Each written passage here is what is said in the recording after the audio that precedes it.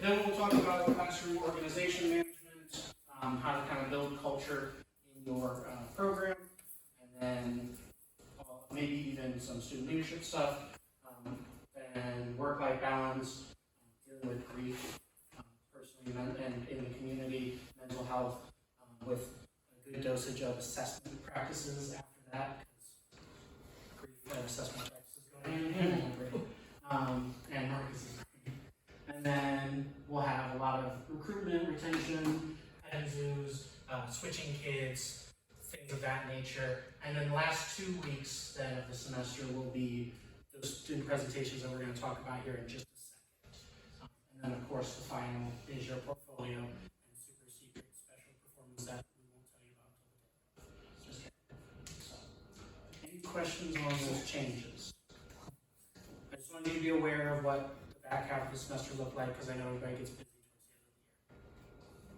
Keep in mind, too, we do have a whole course dedicated to assessment and classroom management, so it goes very much more in depth than this. So if you freak out, it'll be more later. Cool. Student practical demonstrations. This is all on Blackboard now, as of class start. But just to briefly talk you through this, these are going to be the last 2 weeks. We want you to do a live presentation / class period. We'll have you bring in instruments, but you all get to pick your grade level. So if some of you want to do K-5 and you don't want to be playing instruments, we'll put them away. If some of you want to do a middle school band, we'll try to pretend to be a middle school group, so on and so forth. But we want you to prepare a lesson, and there is a template at the bottom that you will fill out with your lesson plan, following all those beautiful things that I put there. Thinking about all the concepts that we've talked about in weeks 1 through 7. So a lot of the DEIA, inclusion stuff, setting up programs, programming, curriculum building, all of those topics. We just want to see that you can conceptualize and put those into practice. And just giving you another opportunity to get in front of a group of your peers, practice some teaching strategies so we can go, hey, this is really working, hey, this isn't working so well, right? On top of that, we've given a good breakdown of your demographics. These are going to be you all in the classroom. We're not going to have you act out any of these because that's problematic. But we do want you to be thinking of these things as if this was the demographics you see in your classroom as you write your lesson plan. And then the third half of this is this beautiful reflection worksheet. So there's 6 questions just to see that the topics that we've covered you are thinking about in your lesson, and if we don't see it directly manifest in the lesson, you can give us a little bit of, hey, this is how I did this, or this is what my thought process was. Questions on this aside? Can you back up to the demographics? Are all of these the same 9 students? Yes. So, and there's no rhyme or reason to who is what. It's not the first thing on here is African American and cisgender heterosexual and bogus.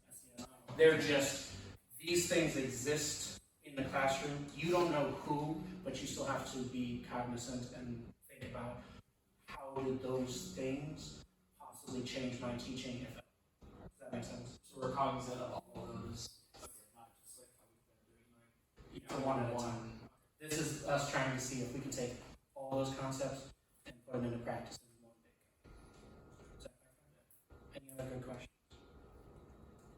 Cool. If things come up, let us know. You should have ample time with spring break, rest over spring break, but it should give you enough time to do this and not be panicked or in a rush. Marcus, Emily, anything to add? That's not due to And where is this? That is due the last week of the semester. We do need it before you teach, so we'll give those, hey, you're going on this day. We'll take volunteers and then figure out the rest. But those last 2 weeks, the 16th and the 23rd, that's when this would be. And where is this posted? This, the assignment should be in week 8 forward, is it not? And then the submission is in week 13 or 14. So the submission is when it's actually due, but the assignment, since we're assigning it today, it's in week 8, just so that you know when that's happening. Anything? Cool beans. So, y'all are lucky that we were able to pay Sean enough money. I asked him very nicely, and he said yes. To come in and talk That's to what us. you think. Yeah, to talk to us tonight about instrument repair and maintenance and all of those amazing things that we really need to know. So Sean went to his undergrad in southern Mississippi. He said he's from the South. He wouldn't give me a specific location, so take that information as you will. I'm really excited to pass it over to him. He's Please, keeping tabs, just so you know. yes, please make sure you give him all of your respect and admiration. Now you don't clap for me. Maybe tried, but anybody else? I know, I was waiting to do it. I got you. Okay, so first of all, I want to say thank you all so much for having me here today to talk about this. So a couple of you have seen maybe some of my other presentations. I presented to the Clarinet Studio this semester, the Flute Studio, as well as our collegiate chapter of NAFNI. When Noah had originally approached me last semester and asked me to talk about this topic, I was practically jumping up and down. So something, I did my undergraduate in a degree in music education. Something that I always felt was kind of the missing link in my degree program was there was no emphasis on repair maintenance. There was nobody coming in presenting or doing anything like that. So I was, again, so excited to come in and talk to you guys today. So if you guys will go ahead and scan this QR code right here, it's going to take you to the slideshow so you can kind of follow along as we go. And I recommend that you save this slide to your Google Drive or wherever, get the link tattooed on you or something. I don't know. But you'll definitely, this is an incredible resource. I mean, I'm not trying to gas myself up, but this is good stuff. Does everyone have that? All right, awesome. So, again, a couple of you who have been to some of my other presentations have seen that I always start off my presentations with this little kind of disclaimer message. So, my repair mentor, who you all will meet in just a second, he used to always say, before he would teach me how to do something or before he would present to anybody, he would always say, this is not necessarily the way to do things, this is just a way to do things. And by saying that, what he's really trying to bring focus to is take all of the information that I give you all today and kind of use it as your own launch pad to kind of take on your own investigative journey. Also, I'm going to be moving this screen up and down this whole presentation. This thing keeps sliding. It's driving me up the wall. Okay, so these are some of the things that we're going to talk about today. So we're obviously going to start with a little bit of an introduction. Who I am, how did I get to this point, where did I learn all of these things, that sort of thing. And that'll kind of carry over into personal experience as well. Then after that, we're going to talk about some repairs. Now, not necessarily the repairs themselves, more along the concept of repair. So what is the difference between emergency repair and a shock repair? What kind of repairs should your band program be equipped to handle? Kind of those sorts of things. After that, we're going to talk about some future considerations. So after you have kind of all of this repair information, what you all as future music educators to do with that. And that's kind of what that section's on. And then section 5 is instrument-specific tips. So I'm not quite sure how long the first 4 sections are going to take. I have a tendency to kind of talk. So, but if we have time, I've listed kind of some pointers, some things that I've seen, some of the most common repairs for all of the instruments. And so we can kind of go through that as well. And then, of course, we'll end with additional resources.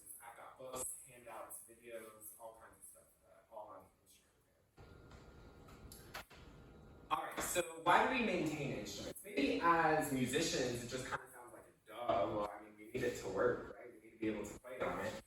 But maybe you're having this conversation with parents, or maybe you're trying to, convince admin to give you a little bit of money to buy some more instruments, or to get your current instruments fixed. So we have to kind of have sort of like an advocacy bank, things that we can pull from, so that we can tell our admin, our parents, hey, this is why we need to do this. So I really wish that these 4 words up here made like a nice, pretty little acronym, but they don't. If anybody has any suggestions, I'm totally open. Right now it's so starting off with sound. So we all know that music is vibration, right? And so as instrumentalists, we know that our instruments are kind of vehicles for this vibration to occur, right? So over time, as the mechanisms start to get oily and you get dust, and there's always hair that kind of like ends up somewhere on the instrument. All of of those things over time really start to kind of affect the sound, really dampen the sound, and kind of mute a lot of those vibrations and those overtones that we try so hard to get out. And that's kind of, this serves as the foundation as to why we want to maintain instruments, right? Again, as musicians, we want to sound good. As educators, we want our kids to sound good, right? And so that's kind of the reason why I listed it first. Next, we have durability. So, is everyone familiar with like the Stradivarius like violins? So that was constructed from what's called a tone wood. So tone wood are things that they build marimbas out of, they build clarinets out of. They're just really resonant, dense bits of wood that just, they contain all of the beautiful components to make sound as amazing as it is. And that's going to be things like rosewood, grenadilla. And at the end of the day, these things can be an instrument's friend. For example, I just mentioned the Bach Strads, right? Those, as in the violin, not the trumpet. But those, I mean, they're like 200 years old and people are like, they are dying to play on them, right? The same thing kind of doesn't happen in the wind world, which I think is really interesting, but it totally can. I mean, for me, for example, the clarinet that I play on, it wasn't constructed last year or even 10 years ago. It's from the 70s, and I mean, the wood is just exceptional.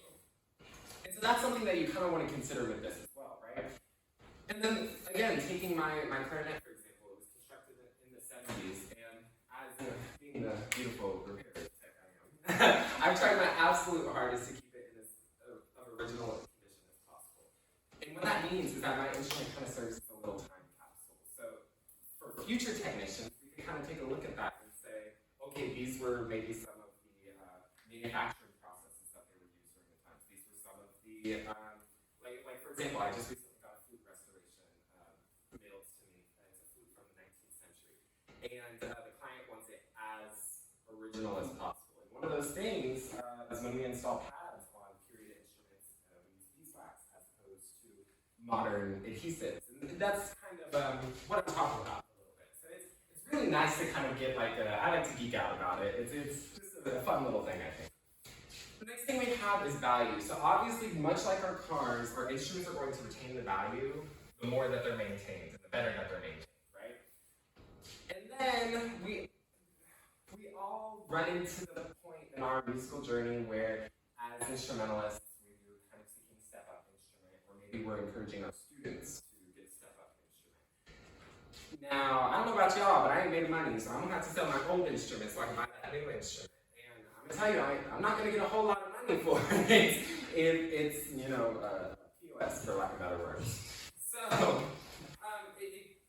and then again, a lot of the instruments that I personally see are instruments from like the 30s to the 70s that probably haven't been played in like 3-4 decades. And that really, really, really breaks my heart. Again, instruments are the vehicle of vibration, right? And I don't know, there's something kind of really poetic inside about like, this instrument's voice hasn't been heard in like 40 years. I don't know, that kind of pulls at my heartstrings a little bit. Maybe I need to go to therapy or something. That's an inanimate object. But yeah, instruments deserve to be played, they deserve to be heard. And then the last thing, which is probably the most apparent, is going to be the functionality of the instrument. So just kind of as a show of hands, I think I know most everybody in here. But raise your hand if you're a brass player. And then woodwind, and then percussion, right? Okay. So like a woodwind, for example, over time, our keys, they get real cruddy, gross. Brass players, the pistons, if you're not cleaning those valve casings, when you go put down that second valve, it's always the second valve, I don't know why. You go put down the second valve, what happens? It ain't coming back up, right? And then we have the issue of mechanical, we run into the issue that these mechanical problems are creating bad habits for our students. So for example, on clarinet, what year are you guys? Sophomore. So have you guys had your methods classes? Yeah. Some of them? Okay. So for example, on clarinet, if we go to finger along the it's thumb, register key 1 2 3 1 2 3, and like right pinky, right? Now that right pinky closes 2 pads at one time, and if those pads aren't perfectly regulated together, what's going to happen is your student is they're going to muscle that pad down with their pinky, and it's going to cause a carpal tunnel, or tendonitis. Every clarinet player has a story like that. Am I wrong? Right? Or it's the same thing with saxophones on the left-hand pinky keys. you'll have kids that'll try to get all the way down there, and they're like kind of doing this weird little, I don't even know what that is. And so we want to make sure that these instruments are well maintained in order to preserve their functionality. So these are just kind of some things that I just like rattled off my brain. Why, as a director, would you want to learn instrument repair? So obviously, there's the first thing, cost efficiency, right? So there, at times that I have been teaching, I can send off an instrument, maybe a clarinet, for example, that just needs one pad replaced, and I can send it off, and maybe I'm going to have to pay $20 to $50 for that one pad. Or I can do it. It takes 5 minutes, and all I'm paying for is supplies within the program, right? And then you also have cost efficiency from students. So most of my teaching experience is in like an area kind of similar to this region. It's very poor, very there's not a whole lot of support from the community and that kind of thing. I student taught literally next to a farm in the middle of nowhere. I had to drive almost an hour. It was insane. But yeah, and so these students often don't have access to these kinds of resources. Take Athens, for example. We're in a bit of a resource desert where the closest nationally certified repair technician is over 130 miles away. Now again, that's nationally certified. Of course, there's technicians like in Lancaster, for example. But so there's something to be said about obtaining that certification, right? The next thing is we have instrument life and longevity, and we kind of talked about this a little bit earlier with durability. Obviously, if you maintain your instruments, they're going to last a little bit longer, right? The next thing, I really, really feel that if you take time to kind of learn the adjustments of the woodwind instruments, if you learn the assembly of large brass pistons, like those are so important to really creating a good understanding of the instrument. For example, like I know that I think I knew that this was F on flute before I started playing flute because I've been working on flutes. You know what I mean? And it's you kind of have to know all of those key diagrams and layouts, and we'll talk about that in a second. And then the last reason is we want to keep making music, right? Is anybody familiar with Murphy's Law? Yeah, right? So things are going to go bad right when you don't need them to go bad, right? So for example, you're going to be at contests, you're going to be at a concert, and little Miss Susie, your 7th grade first year flute player, is going to come up to you in tears and say, "My flute isn't working," you know? And so it's really important to equip yourself with the knowledge to be able to remedy that, because little Susie wants to keep making music, right? So now we're going to talk a little bit about kind of how I came to be in this room, actually. So when I was in high school, I was gigging with a bassoonist. We were playing for a musical, and I was asking her advice. I wanted to, pursue music in college, and so I was asking her, what should I do to kind of get a little head start on things? And she told me, well, if you truly want to understand your instrument, take it apart, put it back together.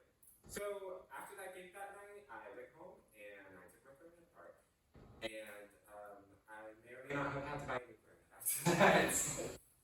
So, having said that, I don't know if I would just go throwing this recommendation out to everybody now. But again, I had kind of mentioned it a little bit earlier. What I think she was really going after was that we have to know the instruments that we're teaching, right? So what I did is, if you click that, this little text box, it's going to take you to a Google Drive folder, and it has all of the instrument diagrams for woodwind, brass. No percussion, sorry, I'm not. But it's great stuff. It really is. This is stuff that I would definitely recommend that you kind of keep with you. I mean, like for saxophone, for example, it's got all of the keys, labels, everything. So then, after high school, I ended up going to college, and I was actually a chemistry major for 2 years. And I ended up changing my major, because I was like, I'm gonna make myself happy and not my parents happy. But I really do love chemistry, though. I really do, and I integrate it so much into what I do now. But while I was in high school, I was watching YouTube one night because I'm a YouTube guy. Like there's TikTok. I watch some TikToks. YouTube, that's what I spend most of my time on. Anyways, this man came across my page, and I was like, the particular video that it was Clarinet Overhaul Part 1. It was like an hour long, and I was like, ooh, I'm about to watch all of this. And so I fully did. I sat there that night, and I watched that whole video, and then I went to his channel, and I watched every single video that he had. To this day, I've seen everything that this man has put out probably at least 3 times. Please definitely recommend it. Anyways, we got to about like my sophomore or junior year of high school, and we were playing our clarinet day. So here we do like Woodman Day, where I did my undergrad. It's kind of separate. So we were planning our Woodman Day, and our professor had said, "Hey, do you guys have any ideas on presenters or anything along those lines that you want to bring in?" And I said, "Well, I think instrument repair is like a great topic, but I don't know of anybody in the area that could be able to present on that." And so she said, "Well, what about Wes Lee? What do you know about him?" That's him. And I said, "Oh, you mean the man on YouTube? What do you mean we're gonna fly him in here? I don't have money for that. I don't know, maybe in the studio account somewhere." And she's like, "Sean, he's like 20 minutes away, right?" And I was like, "What?" So for 2 years, I sat like fangirling just for him to be 20 minutes, north. So, anyways, he ended up coming that year, giving a presentation to the Clarinet Studio. I attended that presentation. The following year, he presented to all of the other studios on campus, and I went to every single one. And then we got to the last semester of my undergrad, which is student teaching.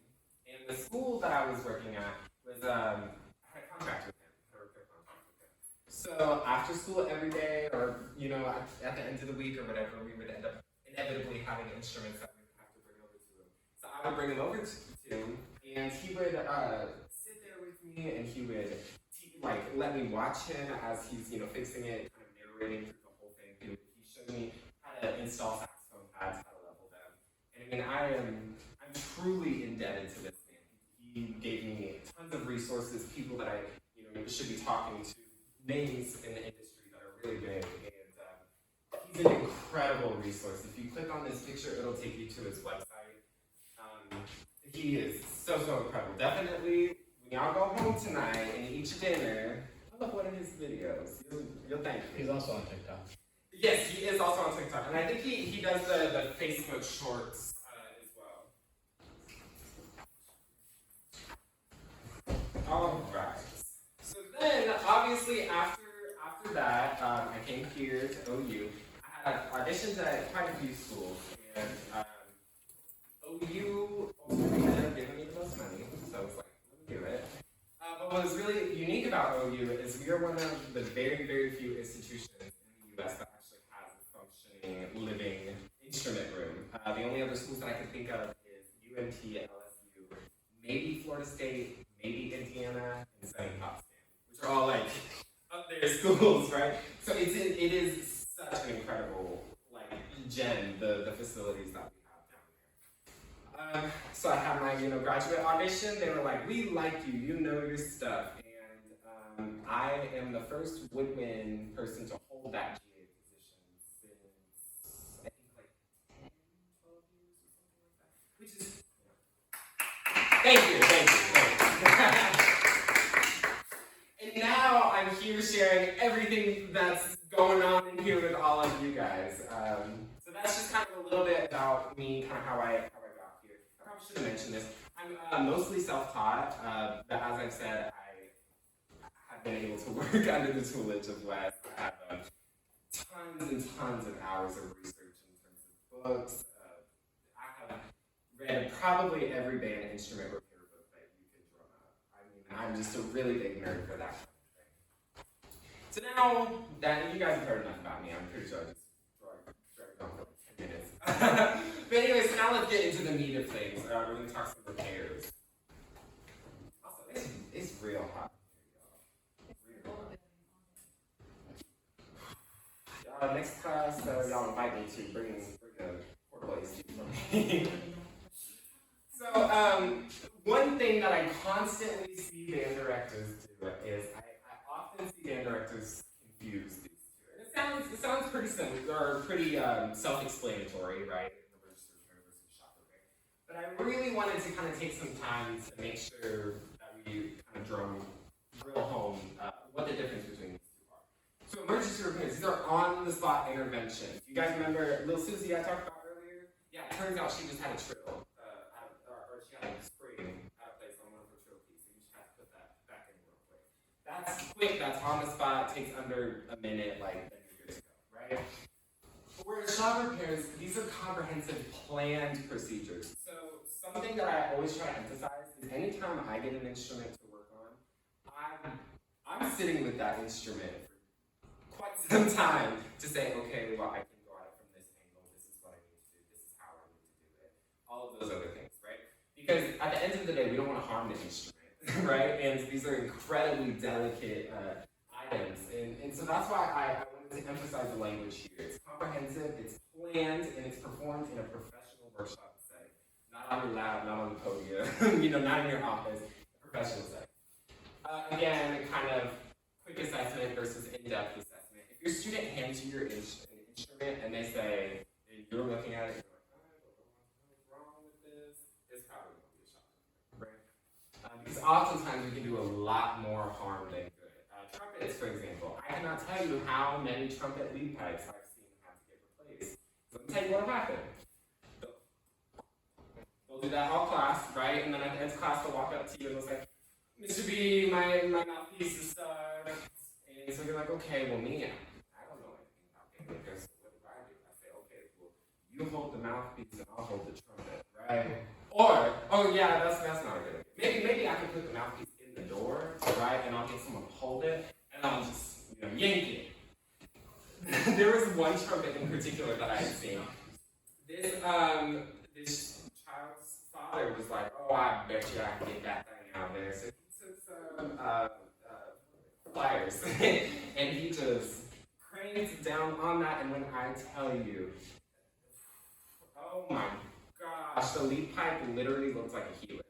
I've never seen anything like that in my entire life. But these are all examples of people trying to be very, very well-intentioned, right? But instead of having a stuck mouthpiece, I wouldn't charge anything for that. I mean, there's people that come out to the instrument room to get stuck mouthpieces out all the time. Stuck mouthpieces and stuff like that. That who thought they would just weld the trumpet slides Yeah. and whatever it is, because it came unsoldered, he thought he would just weld it back onto the trumpet and disintegrate the entire instrument. I can't see I've seen anything like that now. Brass instruments are really, really, really difficult with that. For example, if I have like a tone hole or something that's messed up on a woodwind, I could drill that thing out, put a new tone hole insert in there, and then we're good to go. Now something happens like that on trumpet, for example, the lead pipe, the whole lead pipe's got to get replaced. In really, really, really bad cases, I've seen everything but the lead pipe get replaced. The valve casing, everything. And it's at that point you're having to have difficult conversations with people of, okay, well, are you gonna get like a cheaper instrument, or like you got a new instrument, or are you gonna pay to have this repaired? Because often, I always see this too. You'll have little Jimmy, the trumpet player, and he's playing on his great granddaddy's trumpet from the 1930s or whatever. And then when it starts getting, broken, bumps and dents and all that other kind of stuff, then there's the sentimental value that's kind of tied into that. And it's all really, really icky sticky. So I would try to kind of stay as far away from that as possible. The last thing is we have short-term solutions versus long-term solutions. So, it's exactly what it sounds like. So if I bring an instrument to a repair shop, I won't be coming back here in the next week or month to get the same thing fixed, right?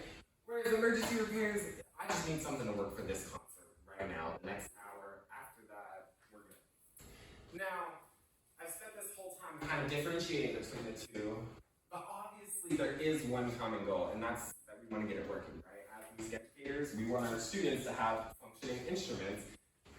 And as repair technicians, we want students to have functioning instruments. I'll never forget this. When I was teaching a band camp one year, and I had this girl who played clarinet, and we were on like a break or something like that, and she came to me in tears. And come to find out, she just had like I think the spring on her register key had broken off, so I just replaced that. And turns out, I guess the director was like standing next to her in like full band rehearsal and kind of made like a whole stink about her not playing, and then she got really like upset with herself because she started to feel like it was her that was kind of the problem and not the instrument. Where at the end of the day, girl, your clarinet was broke. Okay, there was nothing that was gonna get that to play, right? So I really want to emphasize that you guys have this deep in your brain. So I'm telling you, every single year, every semester, I'll always get the one band director fix, and I can tell it from a mile away.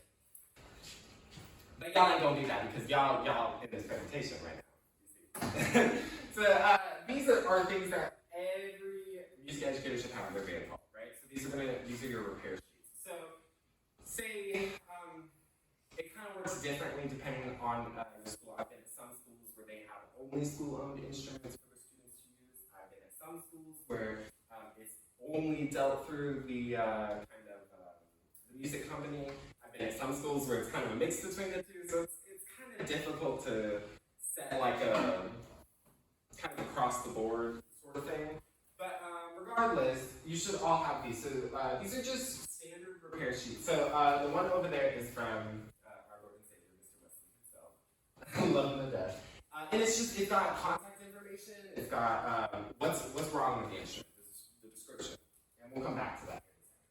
This one is a little bit more in depth, and I really like this. Also, all of these images are linked. So if you click the Wesley thing, it'll take you to the PDF. If you click this one is actually on Teachers Pay Teachers, but I think it's like $1 or something like that, and it's incredible. I love it. This one is a lot more specific. So this has most, if not all of the common repair items that I've seen, and you just put your own little box and then pack it away with the instrument, and then when it comes to the repair technician, they know exactly what they need to work on. One of the most irritating things is whenever I get an instrument and they say, it's broke. Okay, well, I haven't played the trombone in like 10 minutes. I don't know if I can do that, right? So maybe tell me a little bit about what's broke, right? So obviously, I kid a little bit with that because repair technicians, all of us are required to be able to play test all of the instruments, right? So we have to be able to get around it somehow, right? But it is just so much easier if, as a flute player, you come to me and you say, oh, my F key's out of regulation. I know exactly what to get to, and I'm sending you on your way, right?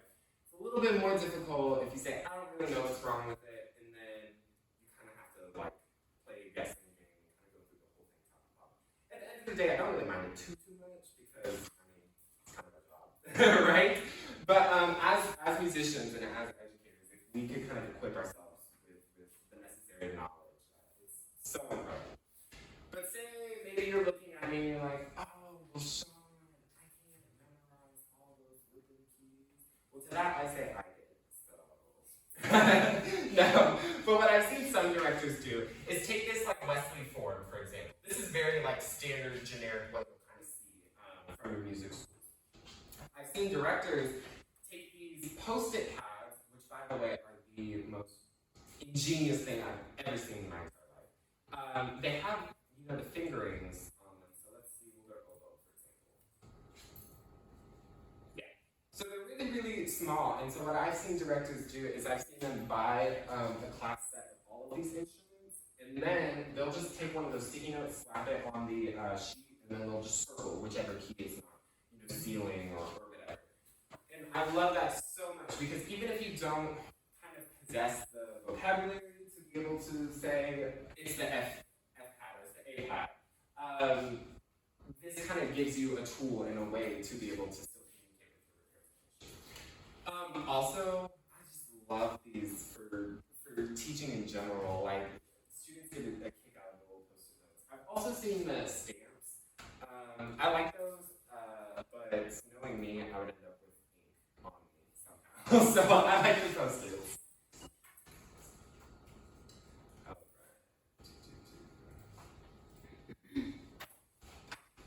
Alright. So this, I'm just going to kind of, I don't want to say gloss over, but I'm just going to kind of quickly go over this one and the brass one that's next, just because I hope that will woodbinds, as convoluted as they seem, with all those keys and all those pads and springs and all that other fun stuff, if you need to approach an emergency repair situation, it often is the result of one of these three things. Now, I will also say, clarinets, especially clarinets and oboes, are specifically prone to this. They get bent keys like nobody's business. And that kind of takes a little bit of a different approach in thinking, but we'll talk about that a little bit later. But realistically, you just need something that fits pads, springs, and cords. So let's talk about pads first. So take saxophone for example. How convenient. I happen to bring one. It's almost like I thought about it. Okay, so you guys can see, let's look at this top stack of keys right here. So you see, these are our pads, right? The kind of orange things underneath it. So say you have a kid who is trying to play A, and it's not coming out. Well, I want to talk about this tip real quick. If the note is not sounding, it's usually the pad directly above it. So what's directly above this A pad? Well, the B pad. so we've diagnosed that it's this B pad that's not sealing, right? Because I can play B, and then as soon as I hit A, it's just nothing's coming out, right? So it's probably that B pad. So what can we do about it? Well, you guys know like saran wrap, cellophane. Well, for flute and saxophone, now I want to emphasize this, closed hole flutes and saxophones. You can just cut a little square of cellophane, Teflon, or yeah, that stuff. Just put it under there, and you wrap it in the back of the key, collect it, and then you can just put like a little rubber band or something to kind of keep it in place. And I promise you that thing's gonna seal for the rest of the day. For clarinet, you can use Teflon tape, and it's kind of the same concept. You would just put a little bit of Teflon tape. Everyone knows what that is, right? No? Oh, well, how convenient. I just so happen to bring some. I didn't really mean to do this at this point, but I've got fix-it-kits coming for every instrument. Stay tuned. And in the clarinet fix-it-kit, I keep plumber's tape. So it's like this stuff. They use it in plumbing, and it kind of goes around like threads and that sort of stuff. It's super, super great stuff because you can take it, just like a little bit of it. Say we have this register key. Say that pad is it's not working right here. What we would do, we just take a little bit of Teflon tape, put it, and then from here we follow the same process as the saxophone. So we would kind of gather it in the back, and these usually do well enough if you could just kind of like twist them into a tight shape. Now you guys can't really see it too well, but if I were to take this key off, you'd be able to see that there's a full seat established in that pad, which means that there's an indentation from the tone hole into the pad, which kind of tells us, okay, it's sealed, right? Another thing that you can do, silly putty, I put that on there. So again, in my kits, I keep silly putty. I haven't tried this with saxophones or flutes. I'm going to be so honest, I don't think it would work well. But for clarinets, it does. So again, let's take that register key, for example. Say the pad falls out and we just lost it entirely. It's rolled into a pile of trombones behind us or something. I'm not going fishing for that. What you can do is if you take just a little bit of silly putty and just kind of like form it into a little ball. This is probably too much. Just like this. Throw it in the pad cup.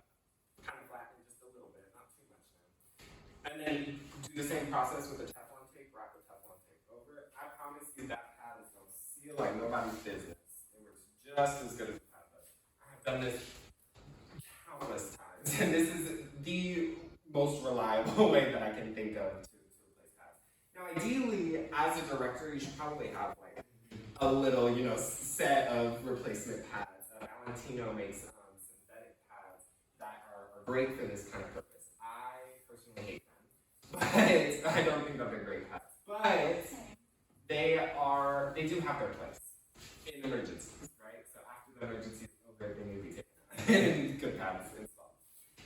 The next thing is rubber bands. So I love to keep these little hair bands bands, and I usually keep clear ones just because they don't show up on the instrument like as much as maybe like a neon pink one would. But the same kind of thing. So say this register key, the spring is actually missing. So if I like press the key, it's not going to go nowhere unless I tell it to, right? What you do in a situation like this is you want the tension to be over the pad cup, just like this, right? And I just throw myself a little rubber band around there, and then, oh, let me do that. Now it's working, right?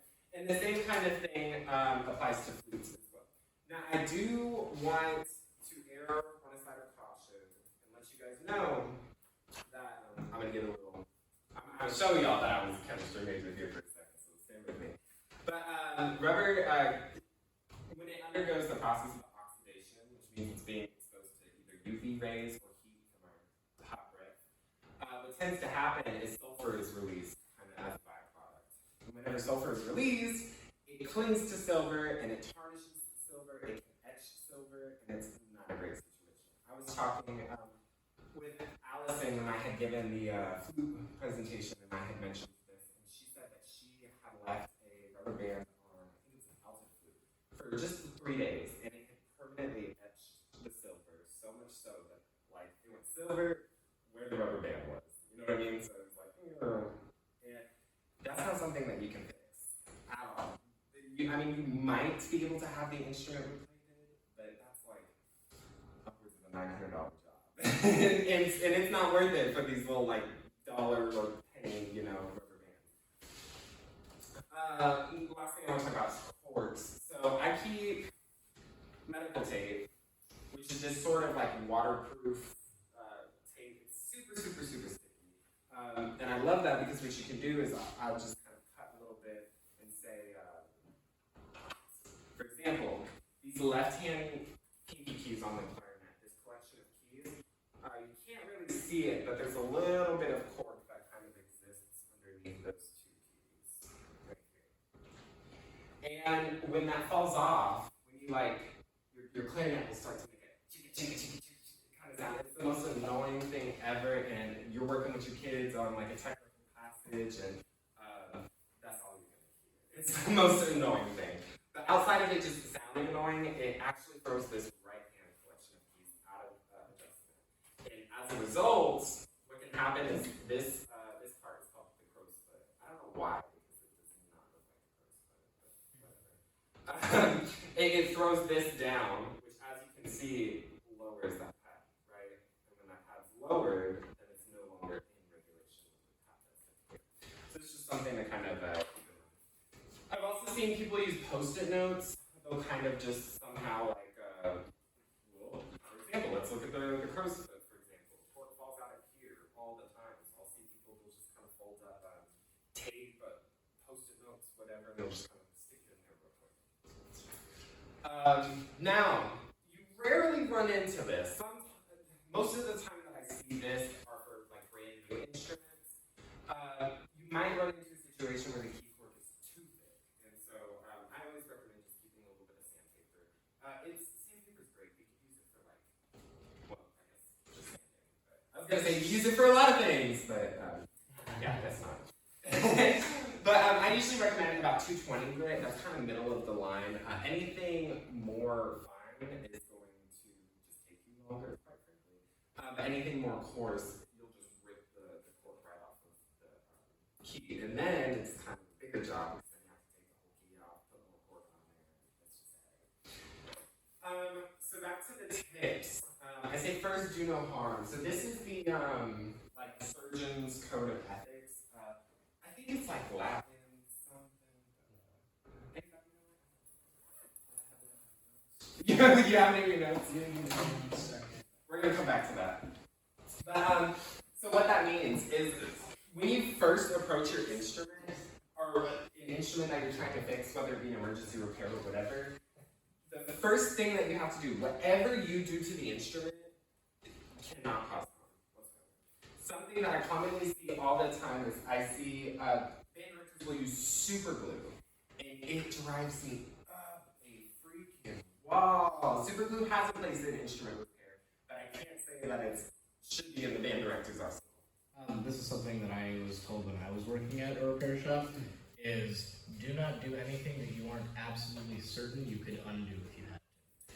And I would like to even go a step further. Don't do anything that. Oh, dang it, hold on. I was on a roll there. Where did my block go? Only work on instruments that you're prepared to replace. Whew, there we go. It took me a second to get there, but I got there. Because, I mean, yeah, you're exactly right. If you break something, who's responsible for it? Well, as far as you're concerned, you are. You broke it, you know? And then also, there's I'm on the instrument repair, like Reddit. I love Reddit. It's great. Reddit YouTube. Anyways, and I constantly see all the time, people will say, like students will post, and will say, oh, my band director did this to my flute, and now it won't play. What do I do? My band director did this to my clarinet. What do I do? Now, I do want to take a second, because I feel like I've been kind of like, you know, pooping on band directors here. Absolutely not, right? Absolutely not. It's just sometimes when we're stressed and we feel well-intentioned, sometimes it doesn't always come out to be that kind of product, right? Did you try it? Yeah. Was it?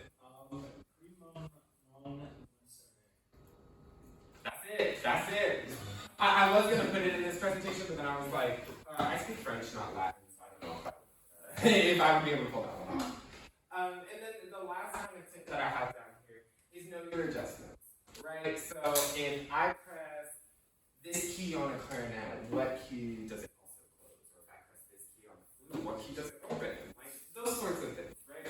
Because we often have keys that work in tandem together, right? So again, I was talking about the clarinet earlier. I was talking about little Miss Susie with her pinky problem.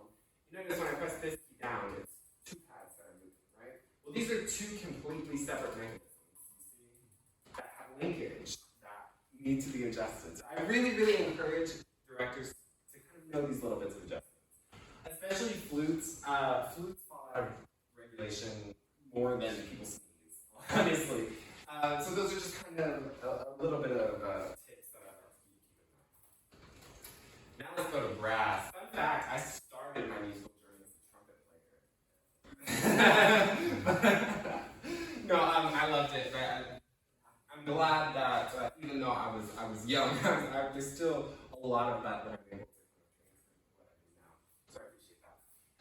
Probably the number one thing your students are going to come up to you with is they're going to say, my math piece is stuck, can you help me? And so you guys are probably mostly familiar with this.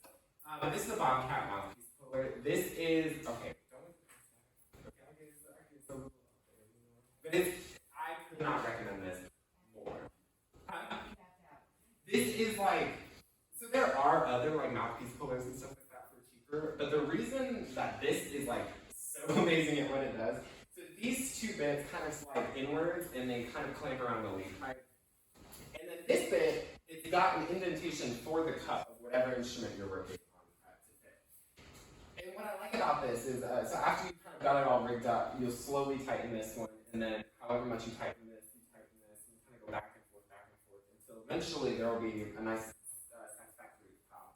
Sometimes it's not, and that's fine. But I just can't stress this. You absolutely need this. If your program does not have this, you need to give it your band boosters because they can value one. Another great thing is that with this particular mouthpiece puller, because of the design, it is simultaneously pushing against the instrument and pulling the mouthpiece off of the horn. And so it's great. It's great, man. I'll go ahead and jump down here to this other link so I can get back into it. The next thing that you see all the time is dented mouthpieces. I started running a tally. And in the first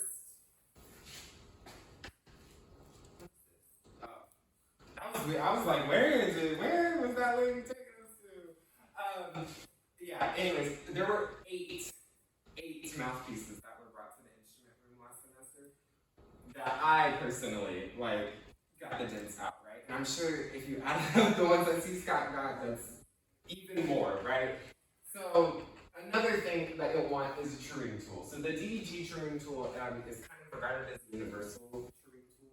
And what that means is it can fit most instruments and most models. Now I want to kind of say that with an air of caution, because a lot of vintage horns, for example, are the mouthpieces, the bore diameters are totally different from what this is going to kind of help you out with. This is particularly kind of evident in vintage French horn mouthpieces. They have a much thinner shape, which is the bit that comes down from the cup, right? Now the way that this tool works, super easy. Literally all you do is you take your mouthpiece, the end of the shank, and you just lightly put it in, twist it, bam, you're done. Now, you don't want to like force it all the way in there and crank it down, right? Because then what's going to happen is you're going to take the shank and you're going to expand the diameter, and then it won't fit back in the lead pipe, and then again you'll run into a whole other kind of realm of repairs. Now, if you insert the truing tool into the shank and it's still like out of rounds, it's still kind of wobbly and it's not really fitting into the lead pipe, I would really recommend taking it to a repair technician. You can have a rawhide mallet and kind of tap the high spots down, but I can't say that I recommend that for most people, because what can happen is the metal on the shank will start to be thinner in some places and thicker in other places, and then you start running the risk of it cracking. I have seen mouthpieces that just crack right straight down the shank, and it's from doing stuff like this. So you want to be careful with that. I would usually say if it's not coming to full circle in the shank, I would probably take it to a repair technician. Unless you have just all the experience in deck repair in the world and you feel confident enough, to kind of take it off. I will say, I have ruined mouthpieces. None in like the past couple years, okay? I just want to put that out there. But I most definitely have my fair share of mouthpiece horror stories. Okay, so the next thing, oh goodness, I don't want to exit. There we go. Okay, so the water key. Most brass instruments are going to have kind of this standard water key. You know what that looks like? It looks exactly like one of these keys, except the hole is big, right? Now you do have on some professional models, you'll have like the Maro water key. Those I doubt that you'll see those in like a band program, to be entirely honest. Mostly what I see with the water keys is either the pad will just be bad and it needs to kind of go out, or the spring will just snap off of it. And so if it's a spring issue, you can do the same thing that you've done with the woodwinds, right? Just throw a little rubber band on there, it'll be good. Again, don't leave it on there for more than a day because it will etch the grass as well. Step slides. So I know probably 101 different ways to do a step slide out. There's like people use drumsticks. I've seen people use brass rods. One of my favorites is I've seen people take molds of the slides and then use that mold to push the slide out. It's Wesley Ashton's video. You should check it out. However, I've also seen some directors will keep like cotton wicking material, which is like what they use in like kerosene lamps and stuff like that, or leather bells, all different kinds of things to kind of help take the slide out. I can't say that I would recommend any of those things. So let me tell you a quick story. So I had a trumpet that I was working on. This is kind of earlier in my repair career, and this is the second tuning slide stuck, which happens all the time on trumpet. And so I put some wicking material in. I put the material in the vise so that it was kind of like looped around the rod like this, right? I was holding the valve casing, doing everything that I was supposed to be doing. I was bracing, and I was just giving light, gentle tugs. And then finally it just popped off. And I was like, yes. Come to find out, the ferrule and the outside bit of the tuning slide is what popped off. So the inside of the tuning slide was still in there. Yeah, that was a fun little thing to have happen to me. And ever since then, I kind of stopped recommending, step slide removal for educators. It's something that makes me really, really nervous, and I don't want to give anybody information that I do have a lawyer though, just in case. Last thing, broken solder joints. So this is another really common thing. Again, with trumpets, so there's a Z-shaped brace that rests from the lead pipe to the other side of the horn, right? And what often happens is the solder on the lead pipe will break off. And so then you just kind of have like a little lead pipe and then the rest of it. Well, obviously, you want to try to keep that bond as like close together as possible, because over time, if you're just playing with braces that are unsoldered, it's going to change the dimensions of your instrument, and it's going to take, again, a $10, $15 repair into a $200, $300, $400 repair. So, what I've seen a lot of people do is I've seen people take duct tape and we'll just kind of wrap it around the zip tie. That is not something that I personally recommend, because I'm so sorry, I just got a really important message.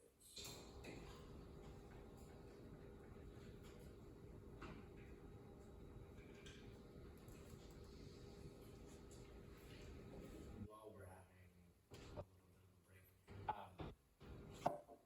and I don't know that I would necessarily recommend this for everything, but they do make something, and I don't know the technical word for it, but it's called creeping oil. And so you can just put that lightly around the little gap between where the slides go, if you do have a stuck slide, and let that just do its thing for a couple minutes, and that sometimes will just allow you to gently pull it free. It doesn't require any extra like tools or belligerence or anything like that. It will just let it come loose. Also, never use the blue valve oil ever.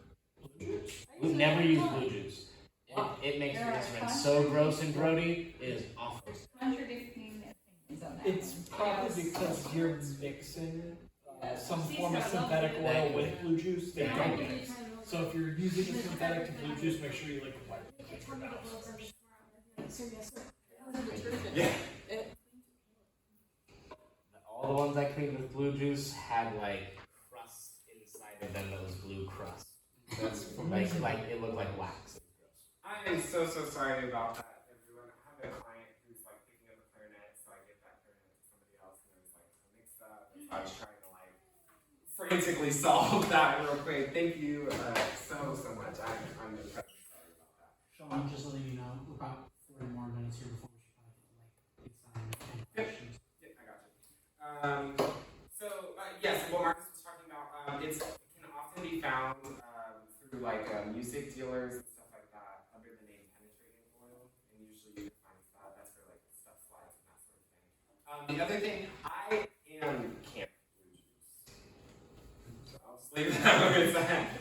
But yeah, so for the broken solder joints, you want to use zip ties, not duct tape or anything like that. If you use duct tape, what's going to happen is it's going to stick all the adhesive around the lead pipe. Then you're going to end up being stuck having to, as a technician, you're going to have to clean that and then have to fix the solder job, right?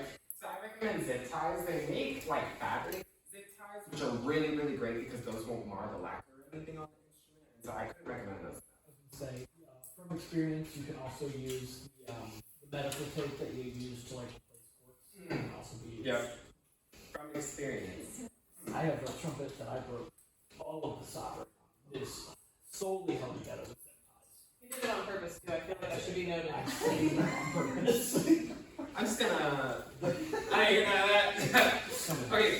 So this next section could not be more important. So I've just been kind of like talking at you guys, right? And so what are we supposed to do with all of this? What are some of the future considerations? So this, I want to be clear in saying that I'm not expecting you all to go out and do this in the world, right? But I did want to put this up because it is so incredibly cool to me, and I just had to have an opportunity to talk to you guys about it. And this was the only section that I felt like it kind of fit in. So, anyways, there are kind of groups of people in both Texas and California who have started like instrument repair pathways programs for high schoolers, so that upon graduation, they have certification in instrument. It is something that is super mind blowing. I've seen videos. I've talked with the gentleman in Texas, but not in California. And And it is such incredible work that they're doing. The reason I wanted to bring this up is because often when I'm talking to directors about this kind of stuff, they always say, okay, well, I don't know if the kids can handle. I don't know if they can, take care of the stuff that you're asking them or think that maybe they should be taking care of in group parenting. Let me tell you what, if there's some kids that could resolder a trumpet, then I'm sure that they could do anything. So I really put this up here to kind of encourage you guys as educators to really have the belief in your students that they can do anything. Okay, so, and then this is kind of more of the nitty gritty, so what it looks like integrating repair and maintenance into the music ed curriculum. So this first link will take you to the band director's talk shop, and this is just kind of a quick little guide of the kind of tips that you should be teaching your students in the realm of maintenance. I'm not going to go through all of that, but feel free to go through that. But this is another thing. Oftentimes when we're teaching and we're in the middle, in the heat of a lesson, we don't even realize that the bell's about to ring in like 2 minutes, right? So it's really, really, really, really, really important that you leave your students proper time to pack up and to fully swap their instrument and take apart do everything that they need to do. Now, I say this with an air of caution, because for example, if you teach middle schoolers and you give them 5 minutes of class, let me tell you what, you're gonna have chaos. Okay? So these are structured regimens that would need to be implemented. And then another thing is I always think that it's helpful to educate students on your devices. Now, again, I want to be careful in saying this because students do not deserve to kind of take on the burden and financial responsibility of the band, right? That's absolutely not appropriate. I've seen it so many times in band programs, and there's just no place for that. I want to be very clear with that. What I am saying though is sometimes if something costs like $6,000 as opposed to $60, it kind of makes you thinking a little bit different, right? It's important that the students recognize the value in what they're doing, right? So they're not only, what they're doing doesn't only hold value, but the things that they're holding also do, right? So this little clickable image on the left is a little gift to you all. And again, it comes from the band director's talk shop.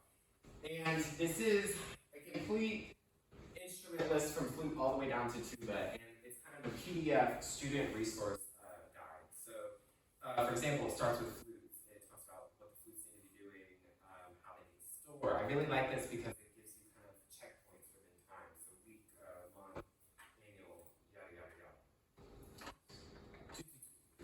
And then, this next little bit that we got. I really wanted to take just a quick second to talk about this because this is kind of another one of those things that serves like a really important implication, right? So we have this is essentially an instrument replacement kind of plan, right? So at every point in everyone's career, you're going to walk up to the point where you're like, okay, well, we need new instruments, or we need to have these instruments repaired, or something along those lines, right? If you go to ask your district for money, you just say, hey, yeah, we need new instruments. They're going to say, okay, great. Yeah, so it's really important that you have a plan, and this kind of really lists it all out for you. What I think is really interesting, and I want to kind of draw attention to, is the kind of estimated lives and depreciation values of most of the common instruments. I will just go ahead and come out and say I don't 100% agree with these. Like, I think it's a little insane, like, to get 10 years out of a clarinet. Like, I'm going on year 50, right? So that's not super realistic, but it does put things into perspective. And I do also like the kind of overhaul bit in that section.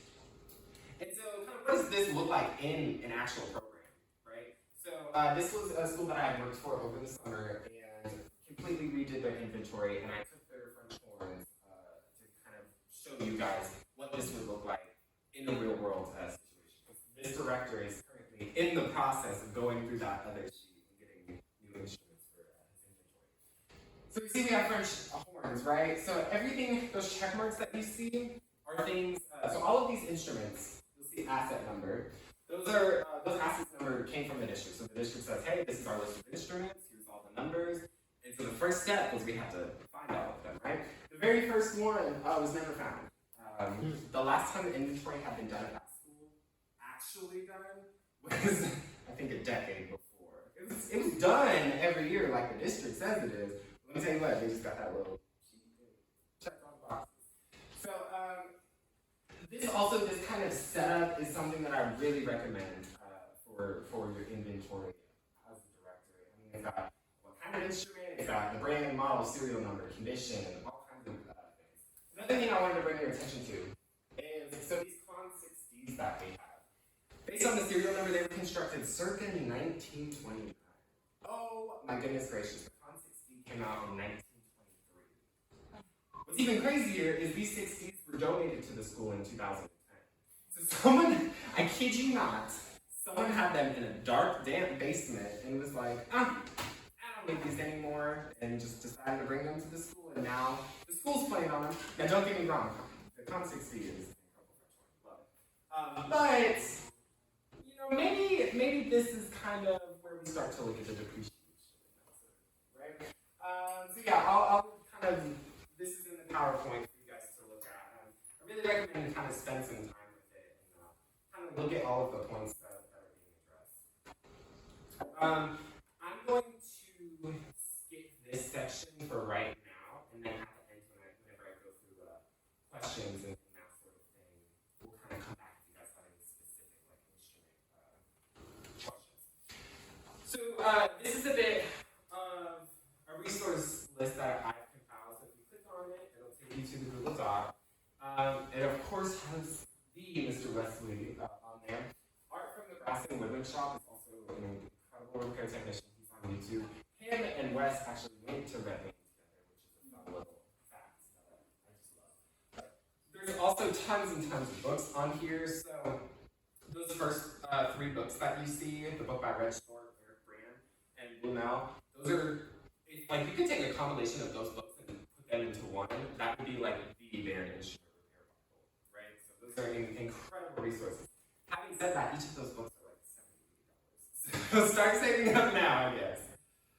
Okie dokie. And then, let me get you all to scan this QR code.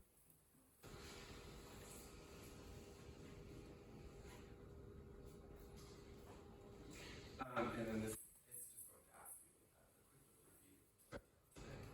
And then I also, oh, Haley. Okay. While y'all are doing that, I'll give y'all a second to do that before I get into this.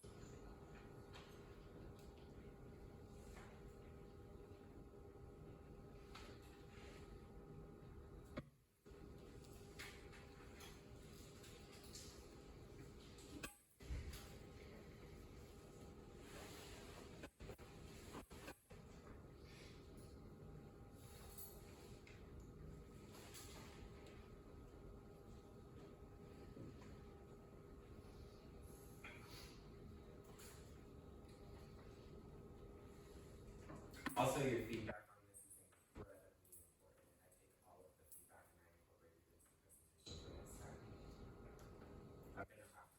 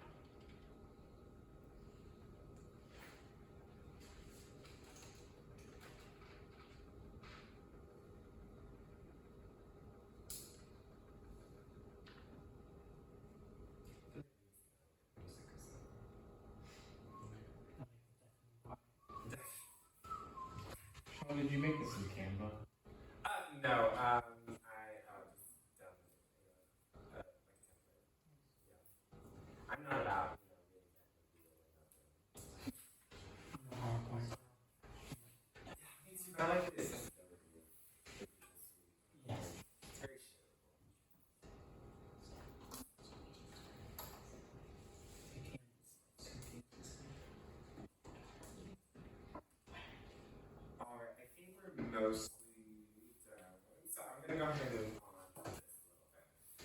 So, there is an assignment kind of portion tied to this lecture, but or presentation, I don't want to word lecture, it makes me sound like an old but I don't want you guys to like freak out about it or anything like that, because I promise it is the least anxiety inducing thing that you do all semester. So, again, the link to the PowerPoint, which was also in that feedback form that y'all did, at the very end is this assignment, so you can kind of like click there and then find it. It will also be on Blackboard with a rubric and everything in about 18 minutes. So essentially, this is kind of the guidelines and instructions and all that other stuff. So I'll let y'all look at that while I'm talking about it. But I think the single most important thing that you can do as an educator, I'm gonna be so honest. I don't know everything that there is to know about instrument. I don't know everything there is to know about brass or percussion or even the clarinet, right? But what I do have is I do have a very vast collection of resources, and I have the ability to find the information that I'm looking for, right? And so that's kind of what I'm encouraging you all to do. So in this project, you'll see there's a little link down here. You just click that. There's all of these different folders for the different instruments, right? Everyone is going to be assigned a different instrument, one that is not your primary. And you will be responsible for filling this folder with these items. So let's kind of go through them for a second. So the first thing on there is basic anatomy. So these are key diagrams, right? If you remember at the beginning of the presentation, it's all there. And then the next kind of thing is routine maintenance. Oh, y'all remember that thing from the band director's top? There you go. Troubleshooting guide, most common repairs. We're gonna get a look at that. So that'll be there, you know. Professional development opportunities. So this is not in the presentation, so you will actually have to look for this. Pretty much what we're looking for is we're just looking for online workshops, in-person clinics, literally anything that has to do with band instrument repair. Preferably that you could get like a CE for continuing or what do they call them here? Unit, CEU or CEC or something like that. But yeah, that.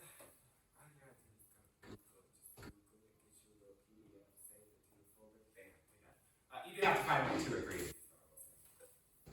The next thing is going to be the toolkit. So again, this isn't something that I referenced explicitly in the presentation. But again, it's going to be a quick Google search. And if it's not, totally email me. I am a great resource for you. I do not have a problem keeping out talking about instrument repair whatsoever, right? And then the last thing is going to be recommended resources. So 3 to 5 books, online articles, yada, yada, yada. Now, obviously, don't scan a PDF of the book and upload it in there, you know? But maybe like create a Word document, kind of something similar to the additional resources that I listed at the end of my presentation.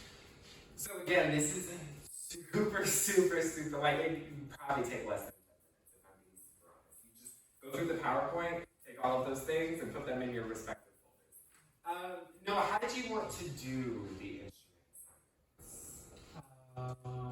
We can just kind of go through by instrument and we can just do them out. I kind of have an idea. Okay. Nothing choose. Yeah, I'll give you guys first crack. Does anybody want to take flute? That's not a flute player. That Good. Everybody don't volunteer at once. Okay. Thank you. But Hannah. You said Hannah? Hannah only. Yeah. Is that right? Yeah. Oh, perfect. And then anybody want to volunteer for oboe? I see, right? Anybody besides Haley want to volunteer for the spoon? I don't think Haley wants to volunteer for this. It's valid. Thank you, Caleb. Caleb, what's your last name? Hansman, it's H-A-N-S-M-A-N. There's not a singular clarinet player besides Mrs. Talley, so anybody want to take clarinet? It's God's instrument. Somebody's got to do it. Y'all need a new teacher. Y'all don't know. I'll take it. Thank Oh, you. Haley. Saxophone. No last name. Yeah! No last name. Yeah, why did I not get a last name? You're like shit. You're like Carpenter, like a job. I'm good. Anybody want to take trumpet? Kind of me. Christian Dean. The horn. Okay, Park. Rachel.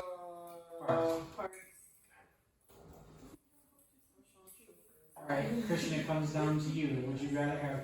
No, you don't have a choice. You're doing trombone because Jess is the only other one. She plays trombone. So put Christian, which I use. Is that right? CUNTRERAS. I think I don't know. that's what Chastity. Who's the last? Chastity. Last name? Frizzell, right? Frizzell. ELL. I was gonna say one. Oh, so it's like Crystal, but no. Right. Okay, so yeah, this is that. It'll be in the Blackboard. Look through the PowerPoint. I'm more than happy to help. Yes. Okay, so we still have a little bit of time left. So do we have any questions? You've got about 30 minutes if you want. I got you. Okay, so I ordered a woodland repair kit over the summer, and I have no clue what this one tool does. Well, it wasn't mine. It was before I even knew how to do it. Right. It's this little guy. What is it? Because it came with a screwdriver and a spring mover, which is what I wanted. So this in particular, I have something like this but different. I also love how I just it's my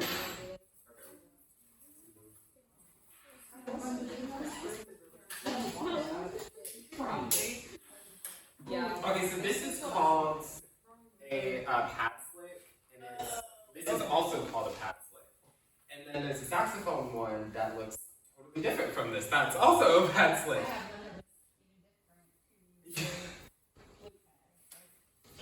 Yeah. Oh, the flute iron. Yeah.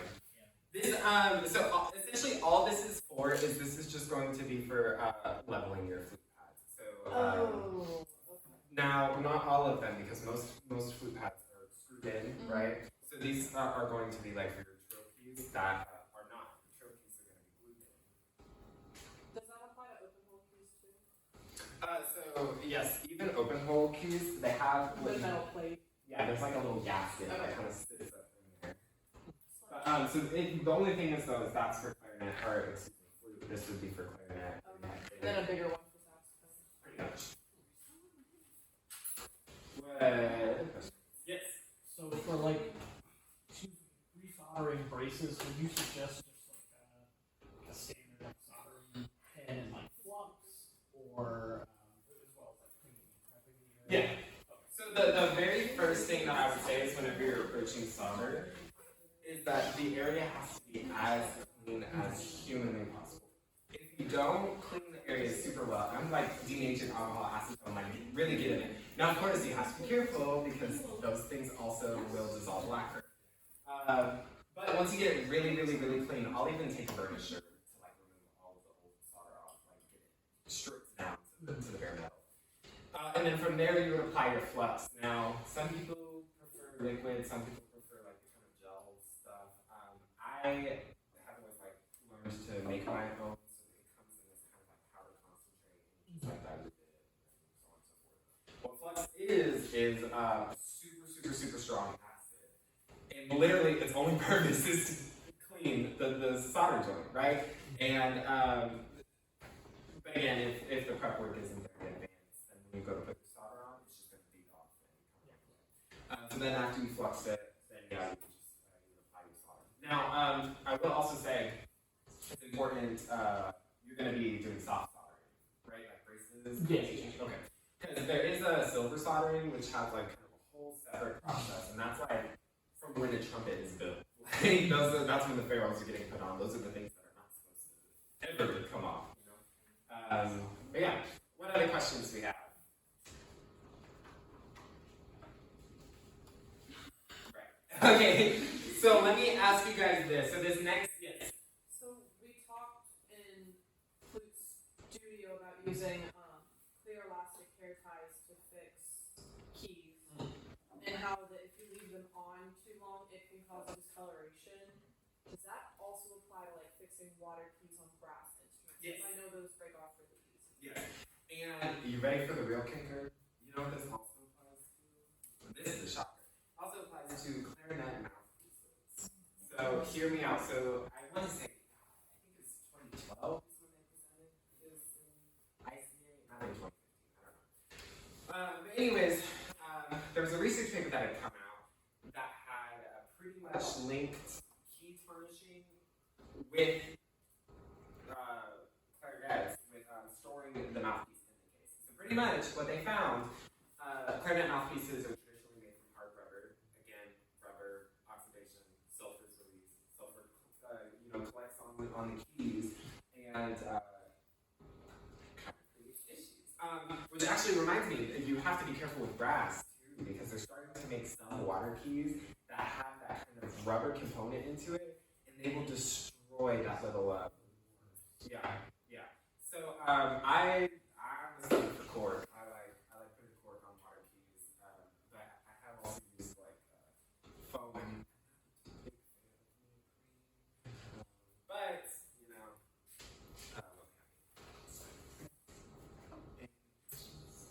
yeah. How do you break it to a student that Oh, that's a really good question. You have been doing some soul searching. Okay. So, okay, right. So, I gotta set the stage for us. Okay, so, student's instrument, right? They come into school on Monday or whatever. It is broken. Okay, there's nothing I can save this thing. Or maybe $2,000 could save it, but we both know that I, as a director, and you as a student certainly don't have that kind of money. So what do you do? So it's realistically just a matter of having a conversation with the student. Again, I often find that we get so wrapped up in this teacher mindset, that teach, that we forget that like we're around like human beings that can communicate as well, right? They can take these kinds of conversations, right? So there's that. The second thing that I would say is that in my personal experience, if you put that student on another instrument that you know is in good working condition, as soon as the student picks up that instrument, they're like, oh my gosh, my sound, I can play. And then it's this kind of like revelation, it inspires them, does the whole nine. So that would probably be the best bit of recommendation. I was recently talking with a professor who actually had the same conversation for me, like how do I convince a student that they need to step up instrument?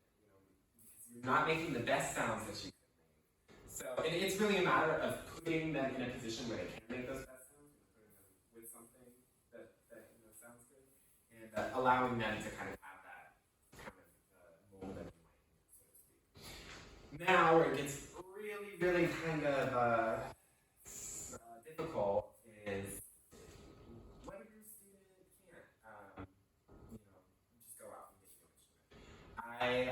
I personally have students who don't have homes to go back to. So their band is kind of their oasis to escape, right? And in that kind of situation, I am a huge proponent of band programs having their own instruments for reasons like that. Now, I will also say it's a little unrealistic to maybe have 80 to 100 different instruments. First of all, I'm finding a band hall that will store all of that. Honestly. But it is really, really important to just make sure that all of the one or two clarinets that you have, the one or two flutes that you have, are in really good working condition. So when that comes situation arises, you can kind of handle it. That was good. Oh, that was good. Yeah. This is less with repair and more just in general, like getting instruments, or like instruments that are more like specialized, such as like tuba or like bassoon. Like, how would you like? When would be a good time to start having a talk with students? Like, when like to start getting their own? Yeah. Okay, so the very first thing that I think that you have to be realistic. So, are they wanting to study music? Are they wanting to continue music with their life? Of course, like, as educators, we want that for them, right? We want them to keep experiencing music every single day of their lives and keep practicing it, and just it's incredible. Obviously, that's why we're here, right?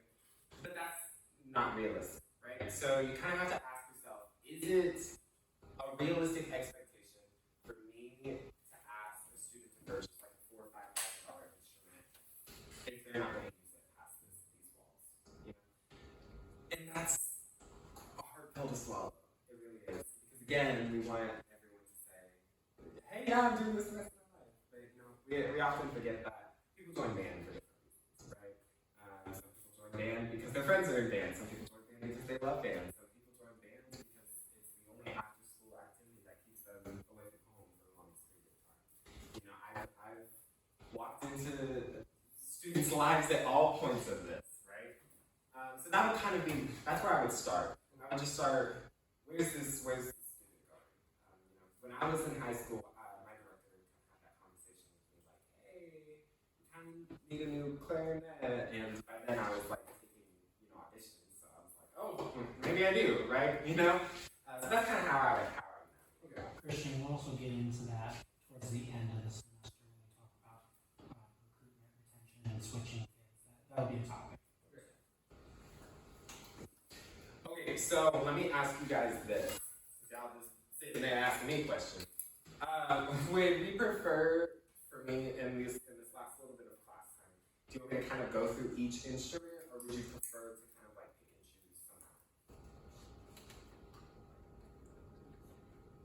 Don't everybody else speak at once now. Yeah, I'll just hit the I think I got 20 minutes. You got 20. Yeah, okay. And y'all got the assignment and everything, so we're good. Okay, so flute is the first thing that I want to talk about. So this is shameless, plug, but I know it's really hard. This is my flute presentation that I gave this semester. I think it was okay. So there's some good stuff in there that you can find. These are going to be some of the main things that you're going to kind of run into when you have a student's flute. So this one is actually perfect. This is an overhaul that I just got in that I haven't started working on yet. So it'd be kind of nice to get a little vision of that. So the very first thing that I want to talk about is loose tenons, right? So this bit right here is a tenon. This is a tenon. This is a tenon. This is a tenon. The only difference is you have tenon receivers and then tenon not receivers, right? So sometimes they're called tenon sockets as well. But what you'll see a lot of times, especially with the foot joint, is when you go to assemble it. I don't know if this one will. Ooh, this one does bad. So I'm gonna try to like hold myself as still as possible so we can see it. No, you're not gonna be able to see it. But just like get a feel of that. Just like lightly rock it back and forth. Do you know how that's really wobbly?